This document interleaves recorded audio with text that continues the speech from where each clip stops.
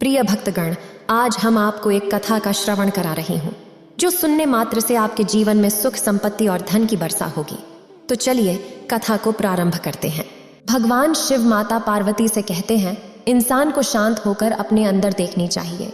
जितनी शांति से एकांत में काम करते हैं उतना काम करो। अपना काम उत्तमता और आनंद से करते रहो। स्वयं का काम स्वयं करते रहो। एकांत में रहकर खुद को संवार सकते हो। इसके पीछे की कहानी क्या है? तो हे देवी, इस रहस्यमय कहानी को हम आज के इस वीडियो में आपके सामने प्रस्तुत कर रहे हैं। तो बिना देर किए चलिए वीडियो की शुरुआत करते हैं। अगर आप यह कहानी सुन रहे हैं तो पूरा सुनिए। इस कथा को आधा अधूरा छोड़कर जाने की गलती मत करिएगा, क्योंकि इस पवित्र कथा को पूरा सुनने से मन चाहा फल की प्राप्ति होगी। इसलिए इस कथा को पूरा सुने। आप शिव भक्त हैं तो भोलेनाथ का अनादर ना करें। फिर भगवान शिव कहते हैं, स्वार्थी यानी कि स्वयं का अर्थ। जो व्यक्ति स्वयं का अर्थ जानना चाहता है, जो खुद को समझना चाहता है, क्या वह व्यक्ति दूसरों की नज़र में गलत है? जब कोई व्यक्ति किसी को स्वार्थी कहते हैं तो उसका मतलब तो यही होता है कि वह व्यक्ति स्वयं का अर्थ समझना चाहता है। तो फिर वह गलत कैसे हुआ? स्वार्थी शब्द दुनिया की नज़र में, समाज की नज़र में एक अलग ही नज़रिए से समझा जाता है। अक्सर हम अपने आसपास ऐसे बहस से लोगों को देखते हैं जो स्वभाव से बहुत उत्तम प्रतीत होते हैं, यानी कि सब लोगों की सहायता करते हैं, सर्वोत्तम व्यवहार रखते हैं। लेकिन इसके साथ हमने ये भी देखा होगा कि ऐसे लोग जो स्वभाव के उत्तम होते हैं, दूसरों की सहायता करते हैं, वह दुखी भी अधिक रहते हैं। और जो लोग स्वार्थी होते हैं वह फलते फूलते चले जाते हैं। तो ऐसे में ईश्वर की शक्ति पर उंगली निश्चित उठता है। लेकिन अगर यह सत्य है तो इंसान को कौन सा मार्ग अपनाना चाहिए? क्या हम भी दूसरों के जैसे बन जाए? पता नहीं आप में से कितने लोग ये मानते हैं कि अच्छे लोग जीवन में बहुत दुखी रहते हैं, लेकिन इसके पीछे का सत्य क्या है? अगर व्यक्ति इसके पीछे का सत्य नहीं जानेंगे, नहीं पहचानेंगे, तो कहीं ना कहीं उस व्यक्ति का तन मन भी बुराई की तरफ झुक जाएगा। इसीलिए उस व्यक्ति को मन में ऐसे विचार पनपने से पहले इस बात की पूरी सच्चाई, पूरा निष्कर्ष निकाल लेना चाहिए, ताकि भविष्य में उस व्यक्ति को अपने अच्छे होने पर पश्चाताप ना हो और दुख ना हो। फिर भगवान शिव कहते हैं, आज की जो बौद्ध कहानी मैं आपको सुनाने वाला हूँ उसमें आपको 5 ऐसे तरीके पता चलेंगे जिसके माध्यम से अगर आप कर्म करते हैं तो आप अच्छे कर्म भी कर पाएंगे और दुखी भी नहीं होंगे। एक गांव में आनंद नाम का एक युवक रहता था। उसका भरा पूरा परिवार था। उसके 2 बच्चे थे, उसकी पत्नी थी, लेकिन उसके माता पिता इस दुनिया से चल बसे थे। इसीलिए पूरे परिवार की जिम्मेदारी उसी के कंधों पर थी। बच्चे अपनी पढ़ाई करते थे और उसकी पत्नी अपने घर गृहस्थी के कामों के साथ गाय, भैंस, बकरी इत्यादि का दूध बेचकर अपना घर चलाती थी। और आनंद पहाड़ में पत्थर तोड़ने का काम करता था। बहुत ही मेहनत भरा काम था। पूरे दिन काम करता तो रात को थक कर घर पर वापस लौटता। लेकिन इतनी मेहनत करने के बाद भी अगर आनंद को गांव का कोई भी आदमी मदद के लिए बुलाता तो आनंद कभी भी मना नहीं करता था।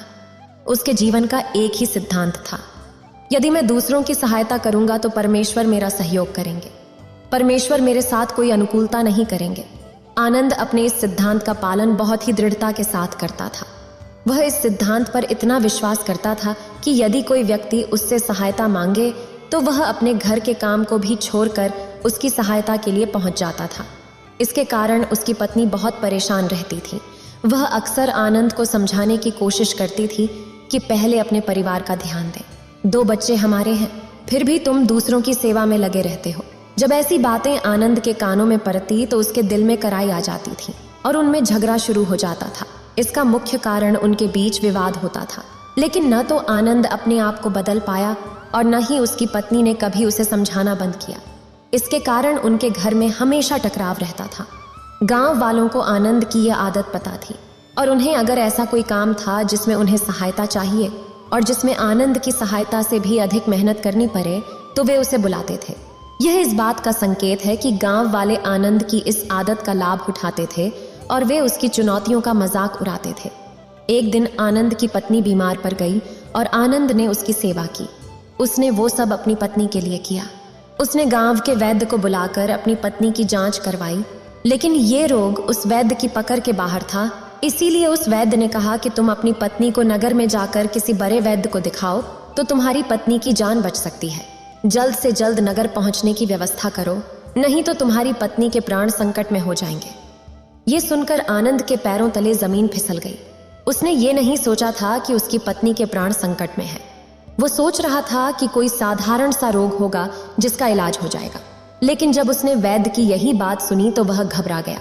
अब पत्नी को नगर तक कैसे लेकर जाए, क्योंकि उसके पास इतना धन नहीं था कि वह अपनी पत्नी के लिए घोड़ा गाड़ी करके उसमें अपनी पत्नी को लेटाकर नगर में ले जा सके।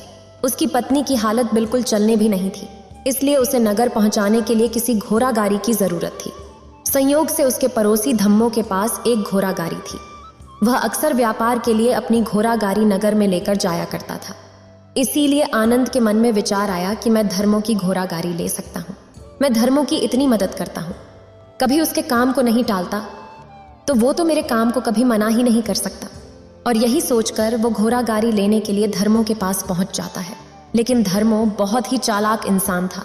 वो बिना किराए के अपनी घोड़ा गाड़ी अपने सगे संबंधियों के लिए भी नहीं ले जाता था, तो आनंद की तो दूर की बात रही।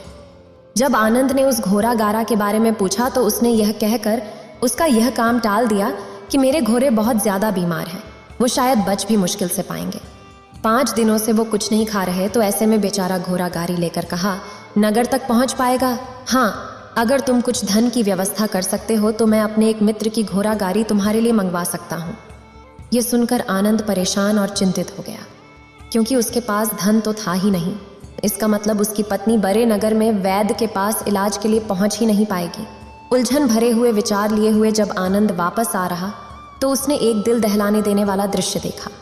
उसने देखा कि धर्म के घोड़े जो धर्म के अनुसार बीमार थे और कुछ खा भी नहीं रहे थे, वहीं घोड़े गांव का ही एक युवक उसकी बाड़ से खोलकर बाहर ला रहा था और गाड़ी में उसको जोत रहा था।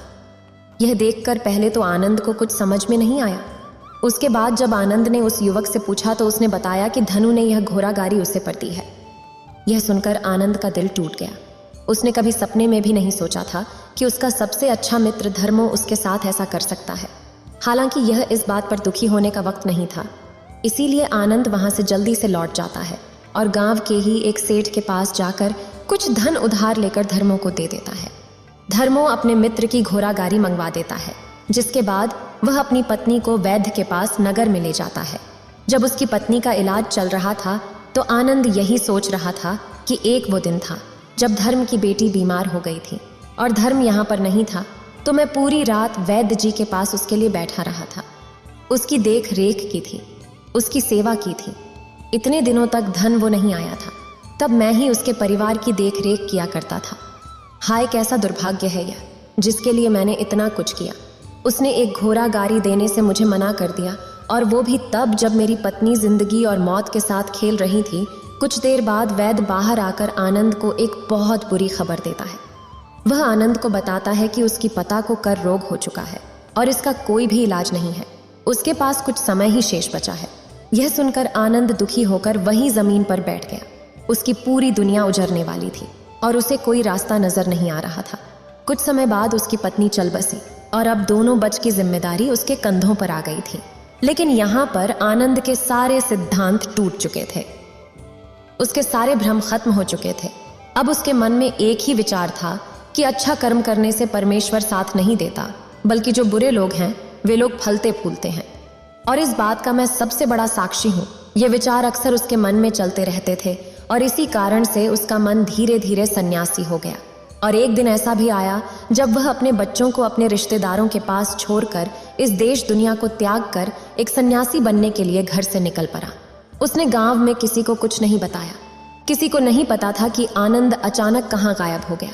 सन्यास की दीक्षा लेने के लिए वह एक बौद्ध भिक्षु के पास पहुंचता है। बौद्ध भिक्षु उस समय ध्यान में बैठे हुए थे। ध्यान से बाहर आने के बाद वह बड़े ध्यान से आनंद के चेहरे को देखते हैं और उससे सन्यासी बनने का कारण पूछते हैं। इस पर आनंद उन्हें अपनी पूरी आप बीती सुना देता है और कहता है कि ये महात्मा, इस दुनिया से मुझे कुछ भी हासिल नहीं हुआ। मेरा मन इस दुनिया से विरक्त हो चुका हूँ। जब अपने दोस्तों ने ही मेरा साथ नहीं दिया तो इस दुनिया में रहने का क्या मतलब, और इसी कारण से मैं सन्यासी बनना चाहता हूँ। ये सुनने के बाद बौद्ध भिक्षु ने उपदेश देना शुरू किया। उन्होंने कहा कि याद रखना बेटा, जीवन से विरक्त होकर सन्यासी बनना तुम्हें परम सुख तक कभी नहीं पहुंचा सकता और परम आनंद तक कभी नहीं पहुंचा सकता। तुम दुनिया से अपने मन पर एक बोझ लेकर विरक्त हुए हो। तुम दुनिया से परमेश्वर की खोज करने के लिए विरक्त नहीं हुए हो। इस भ्रम में कभी मत रहना तुम संसार से विरक्त हुए हो, क्योंकि संसार ने तुम्हें धोखा दिया, ऐसा तुम्हें लगता है। इसीलिए तुम परमात्मा पर कभी विश्वास नहीं कर पाओगे और ना ही उन पर अपनी पूर्ण आस्था बना पाओगे। इसीलिए सन्यासी होने का भी तुम पूरा लाभ कभी नहीं उठा पाओगे। सन्यासी होने का लाभ तब मिलता है जब हमारे प्रभु में, परमेश्वर में, परमात्मा में पूर्ण आस्था बन जाती है। मैं तुमसे पूछता हूँ, या तुम्हारी आस्था परमात्मा में है? यह सुनकर आनंद कहता है कि हे महात्मा, मैं तो दुनिया देखकर आया हूँ कि जो बुरे कर्म करता है वह फलता फूलता है, और जो अच्छा काम करता है उसे कुछ भी नहीं देता। परमात्मा उसे दुख ही दुख देता है। इसीलिए मैं परमात्मा पर अपनी पूर्ण आस्था कैसे बना सकता हूँ? यह सुनकर उस बौद्ध भिक्षु ने कहा कि यही तो मैं तुम्हें समझाना चाहता हूँ कि तुम पूरी ऊर्जा अपनी सन्यासी जीवन में लगाओ और उसके बाद भी तुम्हें फल प्राप्त ना हो तो तुम्हें कैसा लगेगा। इसीलिए किसी की भी मदद करने के लिए मैं 5 सिद्धांत तुम्हें बताता हूँ। यह 5 सिद्धांत समझकर संसार में वहां लौट जाओ और संसार में एक गृहस्थ जीवन जियो। उसके बाद ही सन्यासी जीवन का उदय होता है। जब हम अपने गृहस्थ जीवन को पूर्ण रूप से समझ लेते हैं और अपनी जिम्मेदारियों का निर्वाह कर देते हैं। यह कहकर बौद्ध भिक्षु ने कहना शुरू किया कि जब भी तुम किसी की सहायता करते हो, किसी की मदद करते हो, तो उसमें सबसे पहली बात, सबसे पहला सिद्धांत जो ध्यान में रखने का होता है वह होता है कि किसी की मदद करते वक्त, किसी की सहायता करते वक्त कभी भी उससे उम्मीद मत रखना। यह मत सोचना कि आज मैंने इसकी सहायता कर दी, मदद कर दी, तो कल बदले में यह भी मेरी सहायता करेगा। अगर तुम ऐसा सोचोगे तो तुम्हें जीवन में दुखों का सामना करना ही पड़ेगा, क्योंकि एक नहीं तो दूसरा, या दूसरा नहीं तो तीसरा कोई ना कोई तुम्हारी उम्मीद जरूर तोड़ेगा। और वास्तविकता में वो सहायता या वो सहायता नहीं होती, वह हमारे लालच का ही एक रूप होता है। हम उसकी सहायता या मदद निर्भर तरीके से नहीं कर रहे हैं। हमारे मन में लालच का भाव है, हमारे मन में बदले का भाव है। हम यह सोचकर मदद करते हैं कि इसकी मदद कर देता हूँ तो कल यह मेरा भी मदद करेगा। और यही लालच हमें अक्सर उन लोगों की मदद करने पर विवश करता है जो किसी न किसी रूप में धनवान होते हैं, क्योंकि हमें लगता है कि कल यह आदमी के द्वारा मेरी मदद हो सकता है। और इसीलिए जिस इंसान को वास्तविकता में मदद की आवश्यकता है, हो सकता है वो गरीब हो, लेकिन हमारा मन अपने लालच के वशीभूत होकर उसकी मदद कभी नहीं करते हैं। इसीलिए किसी की मदद और किसी की सहायता करने के अपने विचार को विस्तार दो। केवल एक प्रकार के वर्ग के लिए अपनी सहायता या अपनी मदद पेश मत करना, उन सब के लिए समान होनी चाहिए। जरा सोचो, एक तरफ तुम्हारा मित्र हो जिसके पास धन है, संपदा है, और दूसरी तरफ कोई गरीब औरत हो जो भूखी बैठी हुई है। तुम्हारा दोस्त तुमसे कहता है कि यार, आज तो खाने के लिए अच्छे अच्छे पकवान मंगवा लो बाजार से, और दूसरी तरफ वो औरत तुमसे 2 सूखी रोटी मांग रही है, तो तुम किसकी मदद करोगे? कौन मदद का हकदार सबसे पहले है? सबसे पहले हमारा कर्तव्य बनता है कि उस औरत की भूख मिटाएं, लेकिन अक्सर इंसान ऐसे नहीं सोचता। वह अपने दोस्त को तो खिला देगा, उसको तो बाजार से बहुत महंगी वस्तु मंगा के दे देगा, लेकिन किसी गरीब को उसकी भूख मिटाने के लिए पैसा या धन नहीं देगा। दूसरी बात जो ख्याल में रखने की है वो ये कि सहायता करते वक्त हमारा लालच कभी भी उसके साथ नहीं जोड़ना चाहिए। अक्सर हम जब किसी की मदद करते हैं तो हमारा लालच और हमारा स्वार्थ उसके साथ जुड़ा होता है, और हम अपनी भविष्य की योजना तैयार करके उस आदमी की मदद करते हैं। हम ये सोचते हैं कि अगर मैं इसका यह काम करेगा तो भविष्य में यह आदमी मेरा वह काम पूरा कर देगा। और वो सहायता, वो मदद बिल्कुल भी परमात्मा के द्वार को नहीं खटखटाती, क्योंकि वो लालच है। आप अपने आप को धोखा देने के लिए अपने लालच को एक सहायता, एक मदद का रूप दे रहे हो। तीसरी बात जो ख्याल रखने की है वो ये कि अपने सामर्थ्य के हिसाब से दूसरे की मदद करो। कभी भी एक गृहस्थ आदमी को किसी की इतनी सहायता नहीं करनी चाहिए जिससे कि उसका परिवार और उसके बच्चे कष्ट में जीवन बिताए। सबसे पहला दायित्व हमारा होता है अपने परिवार को सुखी बनाए रखना, उनकी ज़रूरतें पूरी करना, और उसके बाद दूसरों की सहायता करना आता है। लेकिन कुछ लोग दूसरों की सहायता पहले करते हैं और अपने परिवार को सहायता कम कर देते हैं, जिससे कि परिवार में लड़ाई झगड़े आए दिन पनपते रहते हैं। और ये सब हम अक्सर समाज में देखते रहते हैं। अपने आसपास अगली बात जो ख्याल में रखने की होती है वो ये अपना कर्तव्य, अपनी जिम्मेदारियां पहले निभानी होती हैं। हम अपना कर्तव्य, अपना काम छोड़कर पहले दूसरों की सहायता करने के लिए चले जाते हैं, और जब दूसरा बदले में हमारी सहायता नहीं करता तो हमारा दिल दुखी हो जाता है। हम सोचते हैं कि मैंने तो अपना काम छोड़कर उस आदमी की सहायता की थी और वो आदमी मेरी सहायता ही नहीं कर रहा है। इसीलिए अपना कर्तव्य सर्वोपरि, अपना कर्तव्य सबसे ऊपर, क्योंकि वही काम करने के लिए इस दुनिया में हमारा जन्म हुआ है। और सबसे आखिर में जो बात समझने की है वो ये कि परमात्मा की मर्जी से ही सब कुछ होता है। हमारा कर्तव्य है अपने कर्तव्य का पालन करते जाना। करनी और धरनी तो ऊपर वाले के हाथ में है, इसीलिए जो कुछ भी होता है सब ऊपर वाले पर छोड़ दो। अगर तुम्हें कोई धोखा भी देता है तो यह समझ के चलो कि वह सब ऊपर वाले की करनी होती है। आप ये मान के चलो कि मैं करता नहीं हूँ, मैं तो एक माध्यम हूँ, करवाने वाला तो वो है, उसके सामने किसी की मर्जी नहीं चली। जब ये आस्था, ये विश्वास हमारे मन में पनपने लगता है तो हमारी सारी शिकायतें दूर हो जाती हैं, क्योंकि इस दुनिया में जो भी होता है अच्छे के लिए होता है, जो भी हो रहा है अच्छे के लिए हो रहा है, और जो भी होगा अच्छा ही होगा। चाहे हमारी बुद्धि आज वर्तमान में इस सिद्धांत को ना समझ पाए, लेकिन जीवन में कभी ना कभी किसी ना किसी मोड़ पर आपको जरूर ये एहसास होगा कि जो हुआ था वो अच्छे के लिए ही हुआ था। इसीलिए सारी शिकायतें दूर कर दो और बस अपना कर्म करते जाओ, अपने गृहस्थ जीवन को पूर्ण रूप से जियो, और उसके बाद ही सन्यासी जीवन की नींव होती है। इसके बाद बौद्ध भिक्षु ने आनंद को कहा कि वापस अपने गांव लौट जाओ, अपनी बेटियों को वापस लेकर आओ, उन्हें पालो पोसो, अपने बच्चों का पालन पोषण अच्छे तरीके से करो। यह सुनकर आनंद अपने बच्चों के साथ अपने गांव में वापस लौट आता है। गांव में किसी को खबर नहीं थी कि आनंद कहाँ पर गया हुआ था और वो क्या ज्ञान लेकर वापस लौटा है, लेकिन अगले दिन सुबह सुबह गांव वालों ने आनंद के चेहरे पर एक अलग ही चमक, एक अलग ही संतुष्टि पाई। तो इस कहानी से हमें ये सीख मिलती है कि दूसरों के पीछे भागने से अच्छा है अकेले रहकर अपने आप को सुधारो और अपनों का काम बड़े ही खुशी से करो, और शांत रहकर अपने दिमाग की, मन की स्थिति को सुधारो। तो अब हम आपको बताएंगे कि शांत रहने के क्या क्या फायदे हैं। फिर बौद्ध भिक्षु कहते हैं, तो चलिए शुरुआत करते दूसरी कहानी है। हर तरफ शोर शराबे और भागदौड़ के मेले, खामोशी की अपनी अलग ही खासियत है। आपने कई कविताओं में भी पढ़ा होगा कि मौन रहकर एक दूसरे की बात को समझना सबसे सुंदर संवाद है। लेकिन क्या आप यह जानते हैं कि चुप रहने के अपने शारीरिक और मानसिक फायदे भी हैं? विशेषज्ञ मानते हैं कि मौन यानी शांत रहने से व्यक्ति अधिक दिमागदार और उत्पादक बनने की ओर अग्रसर होता है। इससे उसके मानसिक और शारीरिक स्वास्थ्य दोनों में सुधार हो सकता है। मौन धारण करने का महत्व, आज हम जिस युग में जी रहे हैं उसमें उपकरण एक महत्वपूर्ण भूमिका निभाती है। जहां लोग एकांत की खोज में लगे रहते, वो खुद को इन्हीं उपकरणों को कहीं गुम कर देते हैं। लेकिन मौन को मन में बैठाने की दिशा में पहला कदम ये है कि आप अपने मानसिक स्वास्थ्य को अन्य सभी पहलुओं से बढ़कर समझें और फिर उन तकनीकों को शामिल करने का सचेत प्रयास करें जो आपको मौन रहने की आत्मीय, उदार और शक्ति का अनुभव करने की अनुमति दे। गाड़ियों के बेतहाश आवाज से लेकर आसपास बजने वाले संगीत और डांस, लोगों की झटपटर से लेकर आपके छत के ऊपर से उड़ते हुए हवाई जहाज की आवाज तक, हर तरफ एक घना शोर है जिसमें दूसरों की तो क्या, कभी कभी खुद की भी आवाज नहीं सुन पाते।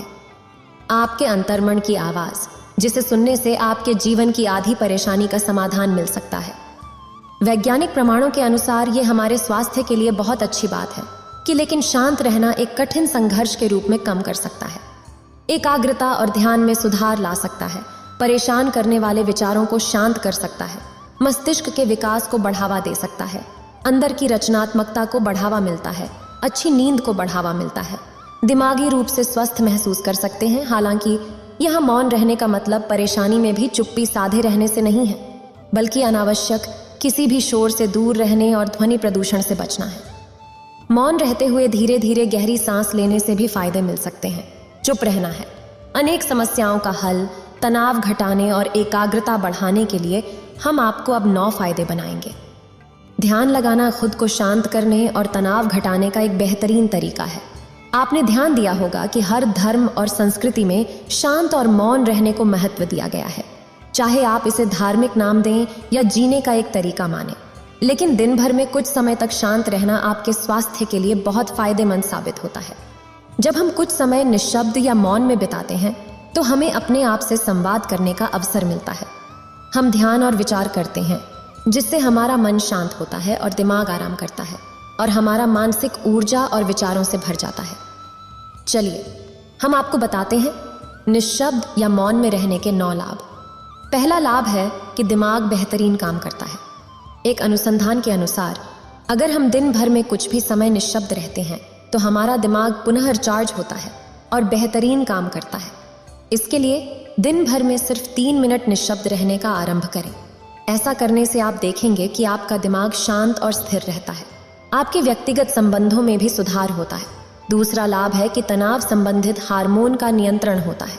आज के युग में हर जगह शोर ही शोर है। इसके कारण तनाव दिमाग में उत्पन्न होना तय है। इस प्रकार अगर आप नित्य अल्प समय निःशब्द रहने का अभ्यास करते हैं तो यह आपके तनाव संबंधी हार्मोनों को नियंत्रित करता है, जिससे आपका दिमाग शांत और गुस्सा नियंत्रित रहता है और तनाव की स्तर कम होता है। तीसरा लाभ है कि दिमाग की कोशिकाएं नवीनतम होती हैं। अक्सर तनाव, चिंता और लगातार बातें कहने के कारण हमारे दिमाग की कोशिकाएं मर जाती हैं। इस प्रकार अल्प समय निःशब्द रहने से हमारे दिमाग की कोशिकाएं पुनर्जीवित होती हैं और उनका पुनर्निर्माण हमारे दिमाग की शक्ति बढ़ाता है, जिससे हमारी ध्यान की क्षमता बढ़ती है और दिमाग तेज होता है। चौथा लाभ है कि शांति से सोचने और समझने की क्षमता बढ़ती है। इसके कारण हमारी रचनात्मकता खत्म होने लगती है। जब हम कुछ देर मौन रहते हैं तो हमारे दिमाग की नई क्रिएटिविटी उभर कर सामने आती है। हमें सोचने, समझने और सुनने की क्षमता बढ़ाती है और हम कुछ नया कर पाते हैं। पांचवा फायदा, परिस्थितियों का सामना बेहतर ढंग से करते हैं। एक रिसर्च में पाया गया है कि जो लोग मौन रहने की आदत डालते हैं वो मुश्किल और तनावपूर्ण परिस्थितियों से बेहतर ढंग से निकल पाने में सक्षम होते हैं। इसकी वजह यह है कि मुश्किल परिस्थिति में वो अपने आप को नहीं खोते और लॉजिक के साथ सोचने की काबिलियत रखते हैं। इस कारण वो परिस्थितियों का बेहतर सामना कर पाते हैं। छठा फायदा दिमाग के लिए है, ये है एक्सरसाइज।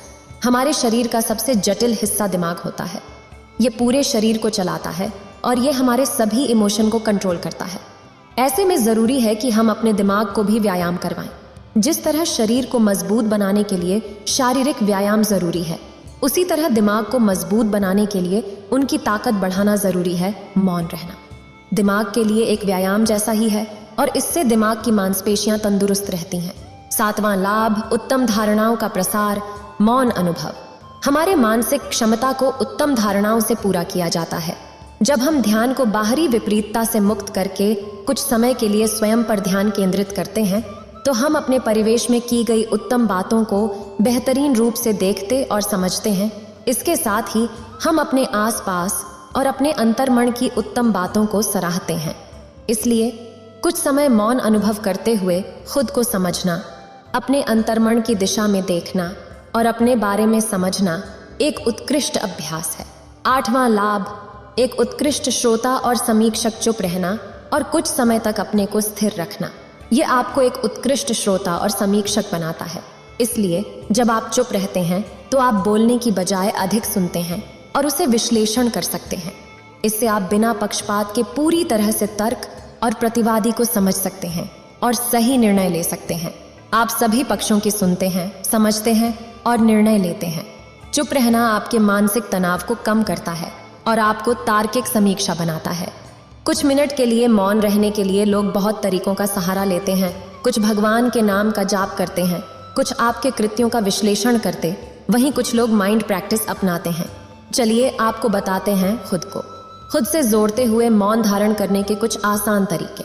माइंड एक बेहतरीन मेडिटेशन प्रैक्टिस है जो आपको शांत रखने के साथ ही एंजाइटी और दिमाग को कंट्रोल करने का काम करती है। इसके लिए आप ये स्टेप्स अपना सकते हैं। पहला स्टेप, सबसे पहले आराम की अवस्था में बैठ जाए और अपनी आंखों को रिलैक्स करते हुए मौन ले। दूसरा स्टेप, अब अपनी सांसों पर पूरा ध्यान केंद्रित करें। अपनी सांस के उठने और गिरने की गति पर ध्यान दें और अपना दिमाग बाहरी शोर से दूर सिर्फ और सिर्फ अपनी सांसों पर केंद्रित करें।